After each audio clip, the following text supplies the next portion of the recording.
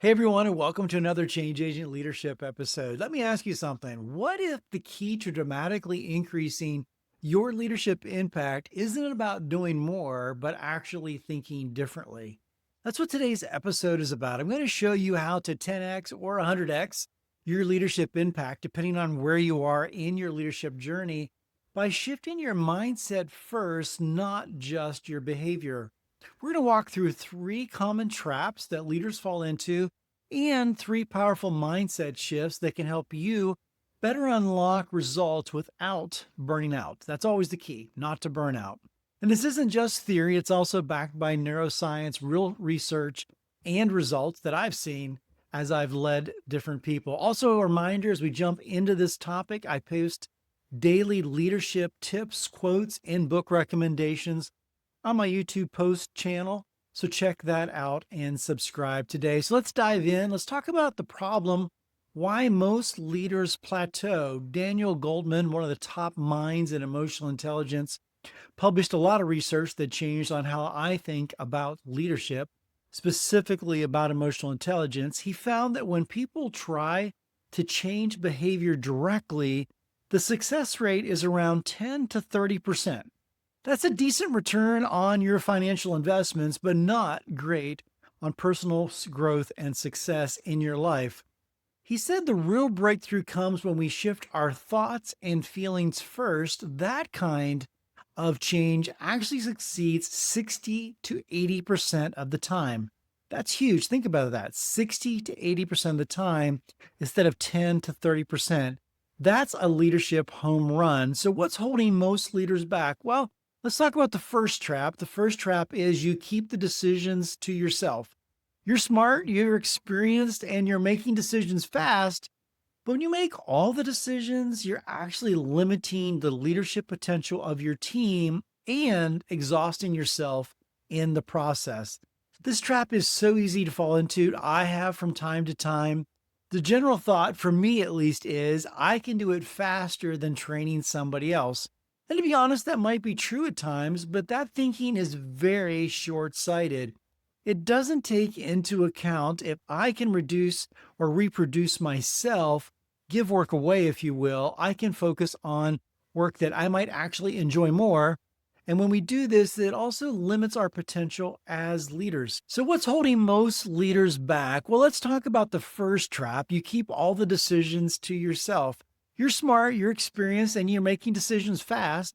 But when you make all the decisions, or when I make all the decisions, we're actually limiting the leadership potential of not just ourselves, but our team and exhausting ourselves in the process. This trap is so easy to fall into. I've done it from time to time. And generally, the thought is, or at least the thought I've had, is I can do it faster than training somebody else. And to be honest, that may be true, but that type of thinking is very short sighted and doesn't lead to good long term results. It doesn't take into account that if I can reproduce myself, in other words, give work away, I can focus on the work that I might actually enjoy more. When we don't do this, it also limits our potential as a leader. More importantly, if we don't pass on tasks and information, we unintentionally communicate four things. There might be more, but four things that I think we communicate, which is I don't need you. I can do it all. I'm smart, you're not. And the fourth one, I don't care about your success or progression. That last one is the real reason, if any of them, to train others and pull them into decisions. Upcoming leaders need reps or repetitions, if you will, just like going to a gym. If we don't give them opportunity to grow, how can we expect them to take on heavy, like 200-pound responsibilities when they haven't been shown how to lift 50 pounds? This is one reason new leaders burn out many times. Without reps or training, the first big project that they take on or lean into feels like 500 pounds.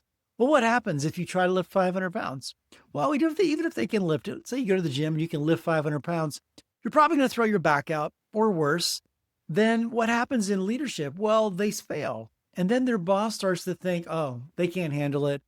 They start downward spiral with them as a leader, thinking they don't need tasks. We need to give it to somebody else. And the list goes on. So yes, stretch projects are good, but give them 100 pounds, not 500 pounds to start.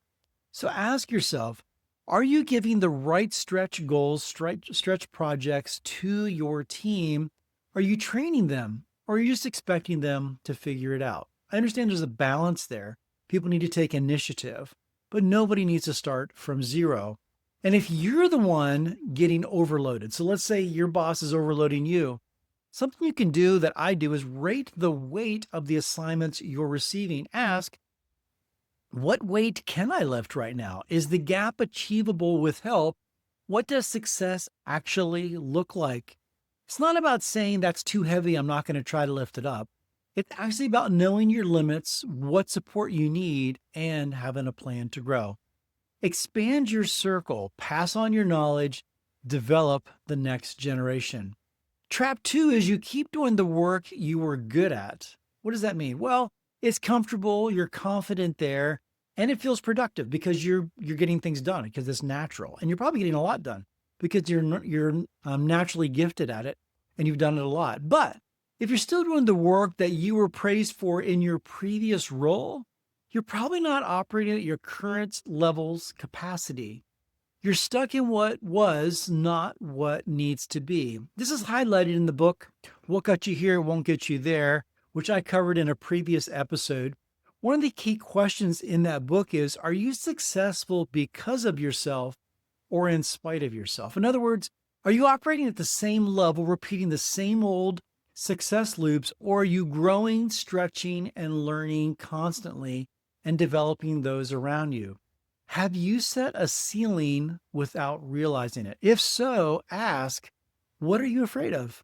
What motivation have you lost that made you reach the level you're at? What's holding you back from leaning into something new? And here's the catch. If you've hit a ceiling, your team has too. Your team can only go as far as you've gone and are willing to take them. If they're trying to grow, but you're not leading and modeling the way, they're either outpacing you or they're likely going to leave. So you've got three options. I think there might be more, but I can think of three options. One, take charge of your development and keep growing. What's the simplest way? Hire a coach. Hire me, hire somebody else, but trying to figure it out on your own is exhausting. You don't know where to start many times. Hire a coach. What's it going to cost you? 30 minutes of your life. Schedule a free discovery call today with me. Lots of coaches offer free discovery calls. Take them up on it. Take me up on it. It's 30 minutes of your life you're not going to waste. It's going to be very useful. Usually there's a takeaway just from that 30 minutes, free 30-minute session. Option one is to hire a coach or to develop in some way. Two, you lose your best team members. They're going to move on. They're not going to stay. They're going to find another job. Or number three, unfortunately, you're going to get bypassed or you're going to be let go. That's just the reality of it. If you're not growing and you're not developing and taking your team, when your team isn't growing, they're going to ask, what's the cause? The cause is the leader. So ask yourself, am I in a rut? What new ideas or systems or actions have I tried in the past 3 months? If the answer is none, then it's time to make a change. Trap number three, the final one, is you invite input, but not ownership. So you bring your team into the room and ask for updates, but they represent their individual functions, not shared goals. What happens? You get death by report out instead of co-creation, and that kills innovation. Behind this, it's a mindset focused on control, task, and checking boxes, instead of unlocking your team's full potential. So in other words, are your meetings report focused or strategic focused?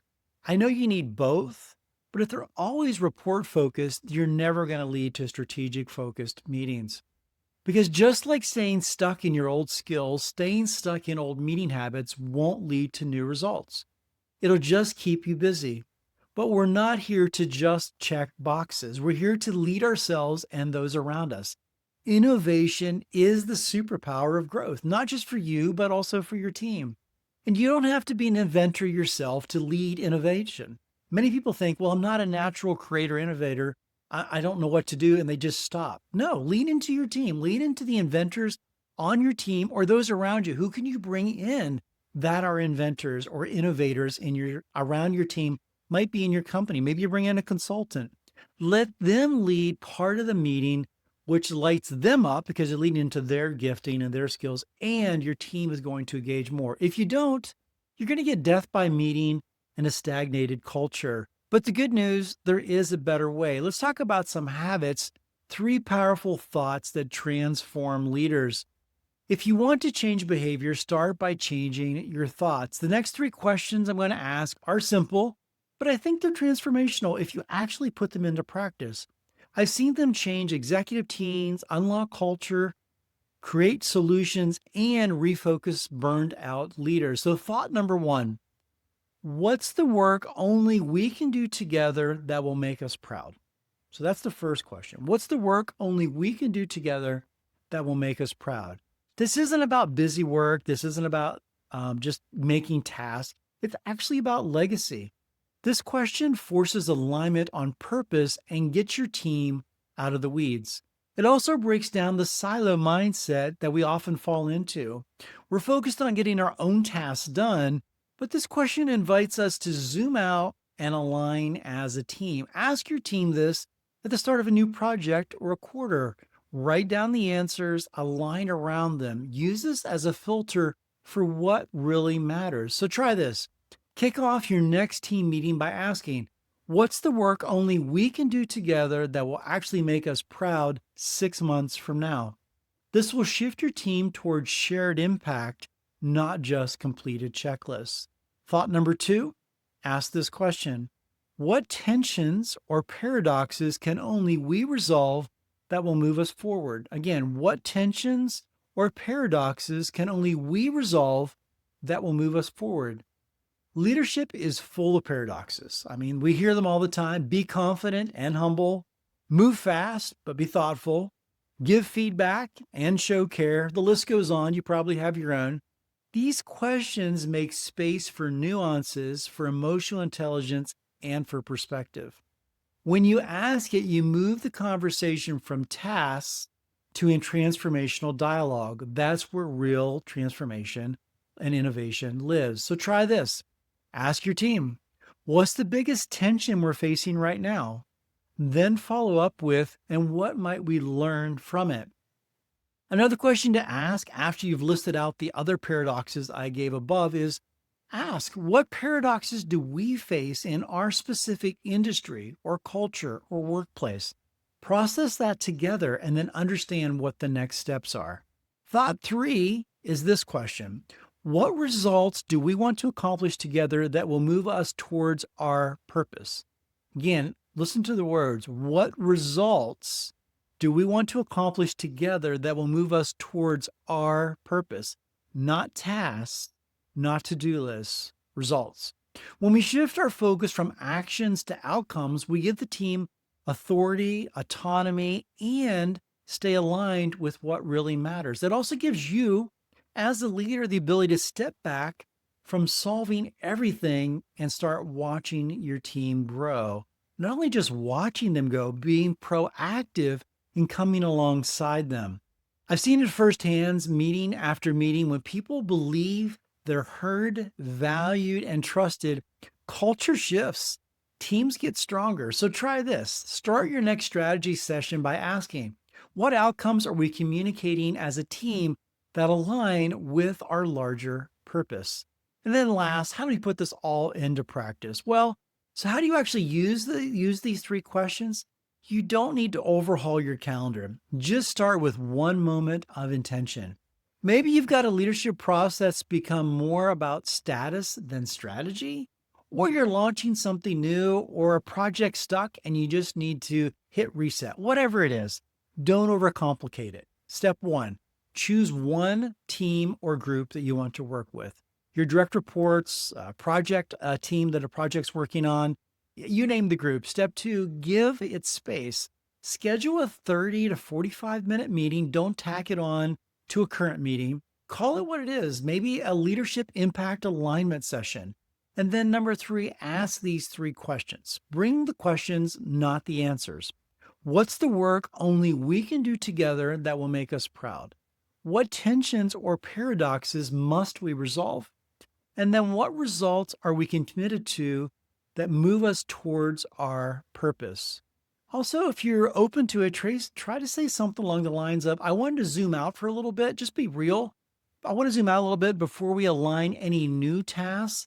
Let's step back and ask what really matters and make sure we're rowing in the same direction. Again, it has to be your words and you have to mean it, but make sure you tee it up in the right way so people know where you're headed. Write it down, discuss it, and then revisit in 6 to 8 weeks. These aren't one time questions. They're habits that anchor your leadership in purpose. Great leadership isn't about how many hours you grind out or how many plates you spin, although some people measure that. That's not what real true leadership is about. It's actually about clarity of thought, aligning purpose, and shared ownership. So don't settle for surface level leadership. Shift the way you think, and you'll shift the impact you make. If you want to go deeper, download the free toolkit linked in the show notes below. 3 questions to 10x your leadership impact. There's a worksheet, a conversation guide to help you with this and with your team, so you're not starting from zero. It's not what we ever want to do. So your challenge this week or in the next month, just pick one of the 3 questions and bring it to your next meeting. Start small, but start now. This one shift could change your team and your leadership trajectory. Until next time, I'm Jonathan Hankin, your change agent leadership coach. Keep questioning, keep growing, and keep leading change.